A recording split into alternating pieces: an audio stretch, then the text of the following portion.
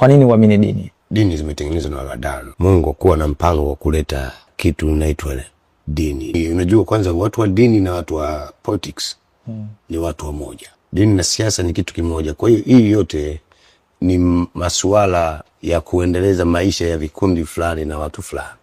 Po sio kuona watu wengi wako na msikitini na vapo kwa kanzu.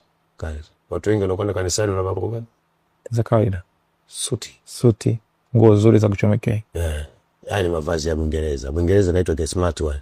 Ukiwa Muislamu lazima ufuate mila za Kiarabu. Kwa sababu sisi Ukristo wetu tumeletewa na Mwingereza ndio umekuja zaidi, Ujerumani kakaa. Kwa hiyo mimi ninachoamini hapa, naamini Mungu wa babu yao, wa babu yao, wa bibi yao, wa mama yao. Mimi siamini Mungu wa Isaka, Yakobo na Ibrahimu.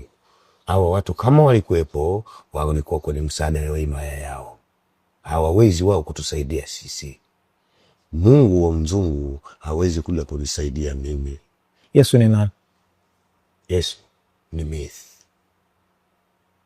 Kwa Mswahili ambaye haelewi myth. Ni hadithi. Ni hadithi ambazo ni vitu ambavyo vya kuaminika lakini havina reality. 70% wanachokwambia sio kweli. Dunia imejengwa na uongo. Dunia inatengenezwa na uongo. Ukweli ni upi? Ukweli kwamba Mungu watu wote ni wa kwake. Hakuna chosen one. Dunia hii wazungu wanachokifanya ni kufuta mila na tamaduni za mtu mweusi, kwa sababu sisi ndio tuleta ustaarabu wote chini ya jua. Kwa hiyo ili kuondoa mila na tamaduni za mtu mweusi lazima watu weusi wote wapotee. Ndio maana tuletea njaa, vita, magonjwa, dini, elimu ambazo hazina msaada kwetu. Elimu zipi hazina msaada kwetu?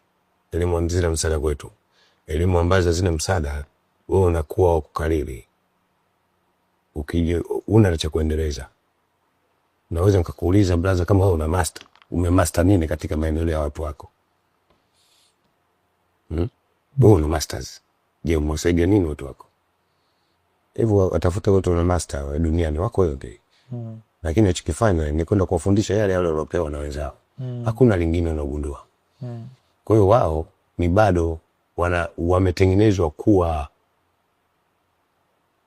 puppet wa white race. Yaani wao ni watumishi wazo. Ninachoongea na watu watakuwa wamekasirika sana. Ila mimi nasema hivi, wasikasirike.